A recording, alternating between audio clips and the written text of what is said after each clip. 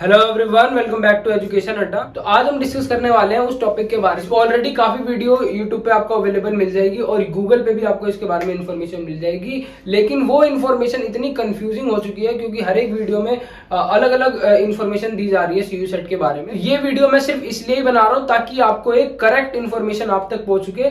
बेशक आप इस वीडियो को लाइक मत करना, चैनल को भी सब्सक्राइब मत करना, लेकिन इस वीडियो को एंड तक जरूर देखना ताकि सीयू सेट के बारे में कंप्लीट करेक्ट इन्फॉर्मेशन आप तक पहुंच सके और उसके अकॉर्डिंग आप अपनी तैयारी कर सके। So without wasting any time discuss करते हैं। तो सीयू सेट एग्जाम एक कॉमन एंट्रेंस एग्जाम है जिसके थ्रू आपको डिफरेंट सेंट्रल यूनिवर्सिटीज में एडमिशन मिलता है। 47 प्लस ऐसी यूनिवर्सिटीज हैं जो इस एग्जाम के थ्रू एडमिशन देती हैं। तो इस साल दिल्ली यूनिवर्सिटी भी इस एग्जाम के थ्रू ही एडमिशन देने वाला है। तो ये एग्जाम काफी ज्यादा पॉपुलर हो चुका है।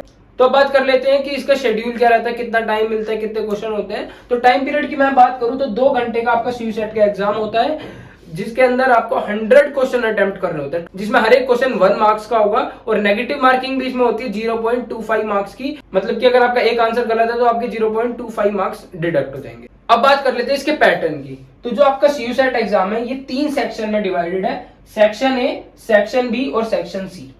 और ये बहुत ही ज्यादा कंफ्यूजिंग है कि आपको कौन से सेक्शन आपको पेपर में मिलेंगे या फिर आपको कौन सा अटेम्प्ट करना है, क्या सिलेबस होगा। ये बहुत ही ज्यादा कंफ्यूजिंग है सीयू सेट का। तो इसके बारे में डिस्कस करते हैं। तो जो आपका सेक्शन ए है वो 2 पार्ट्स में डिवाइडेड है, सेक्शन 1A और सेक्शन 1B। जो सेक्शन 1A है वो कंपलसरी होता है, मोस्टली सब्जेक्ट्स के लिए वो कंपलसरी होता है।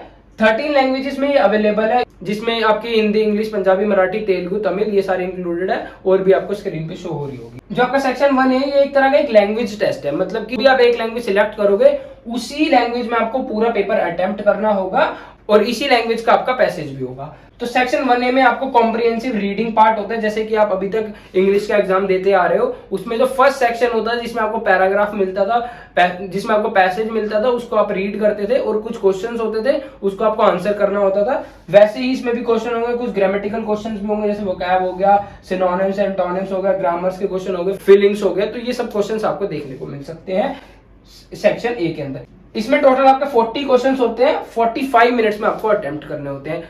तो टाइम आपके पास बहुत ही ज्यादा लिमिटेड होता है पेपर के अंदर, तो आपको बहुत ज्यादा इन सेक्शंस पे ध्यान देना होता है। सेक्शन ए के सेकंड पार्ट की बात करूं, सेक्शन 1B, तो एक ऑप्शनल सेक्शन है जिसमें जैसे कि अगर आपको फॉरेन लैंग्वेज का कोई कोर्स करना है तो आपको ये सेक्शन अटेम्प्ट करना होता है। इसमें 19 फॉरेन लैंग्वेज होती है, जैसे जर्मन होगी, फ्रेंच होगी, स्पेनिश होगी, इस तरह की जो भी आपको लैंग्वेज आपको स्क्रीन पे शो हो रही होगी। अगर आपको इन लैंग्वेज कोर्सेज में एडमिशन लेना है तो आपको ये सेक्शन अटेम्प्ट करना होता है। इसके अंदर भी 40 क्वेश्चंस होते हैं और आपको 45 मिनट्स ही दिए जाते हैं। अब ये वाला जो सेक्शन है इसमें 45 मिनट मिलते हैं, 40 क्वेश्चंस इसके अंदर होते हैं।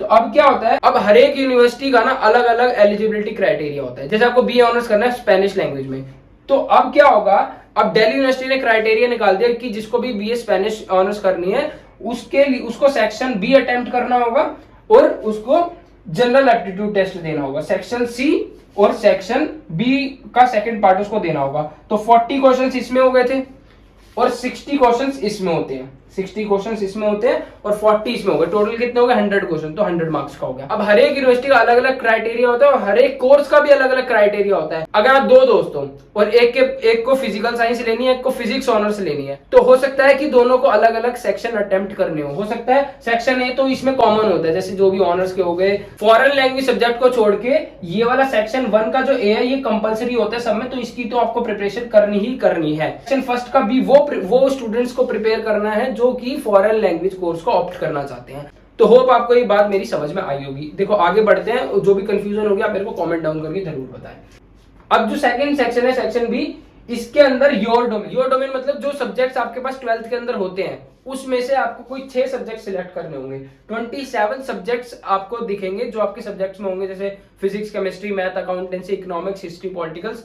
ये आपको दिख रहा होगा स्क्रीन पे। ये 27 आपके डोमेन में है। इनमें से आपको कोई 6 सब्जेक्ट सिलेक्ट करने हैं और इन 6 सब्जेक्ट्स के अकॉर्डिंग आपको पेपर देना होता है। और इन 6 सब्जेक्ट्स में जो सिलेबस होता है वो सिर्फ आपका 12th का, मतलब कि जो आप अभी 12th में पढ़ रहे हो। जैसे कि अगर आप साइंस के स्टूडेंट हो, जैसे कि आपने physics, chemistry, math 3 subject choose करें, तो वो उसका जो सिलेबस होगा वो आपका वही 12th वाला होगा जो आप 12th में अभी पढ़ रहे होगे। तो आपको सिलेबस ज्यादा एक्स्ट्रा करने की कोई जरूरत होगी नहीं। तो ये जो योर डोमेन वाला है इसके अंदर आपको 6 सब्जेक्ट सिलेक्ट करने होते हैं। कहाँ करने होते हैं, एप्लीकेशन फॉर्म के अंदर करने होते हैं। अब ये जो सेक्शन बी है ये मोस्टली यूनिवर्सिटी की एलिजिबिलिटी क्राइटेरिया में हमेशा इंक्लूड होता है। जैसे कि अगर आपको बीएससी फिजिक्स ऑनर्स करनी है तो फिजिक्स ऑनर्स के लिए आपका ये जो इसमें इसमें आपको योर डोमेन वाला मतलब कि जो फिजिक्स सब्जेक्ट है वो आपका इंक्लूड होगा, ठीक है।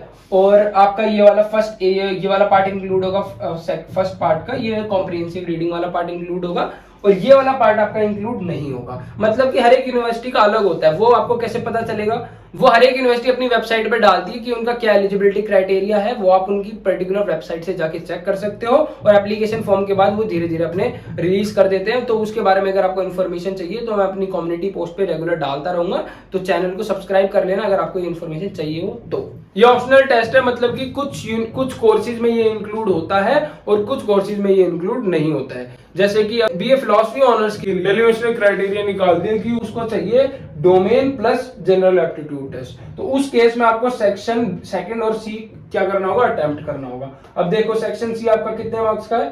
40 मार्क्स का। ये कितने का? 60। टोटल कितने हो गए? 100। तो इस तरह से आपके 100 मार्क्स बैठते हैं, तो 100 मार्क्स का ही आपका पेपर होता है।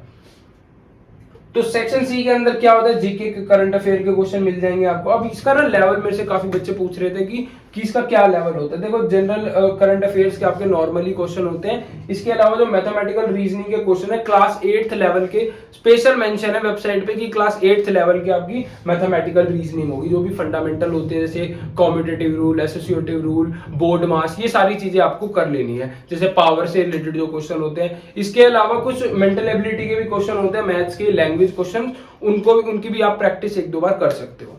तो ये था सेक्शन सी, सेक्शन बी और सेक्शन ए।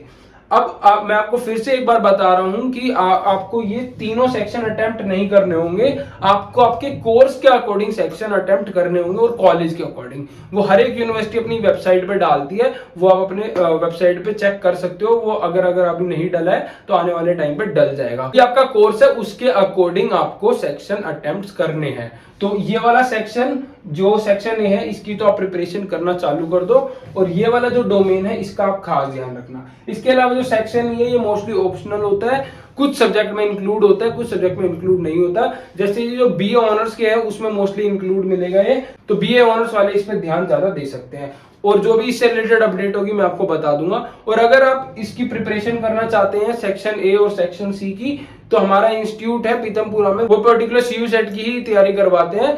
तो अगर आप इसकी प्रिपरेशन करना चाहते हैं तो आप मेरे को कांटेक्ट कर सकते हैं। अब मैं एप्लीकेशन फॉर्म की बात बताऊं तो एप्लीकेशन 2 अप्रैल को आने वाली थी, लेकिन अब जो डेट है एक्सटेंड होकर 6 अप्रैल हो चुकी है। वो अगर फर्दर भी एक्सटेंड होती है तो उसके बारे में भी इंफॉर्मेशन मैं आपको दे दूंगा।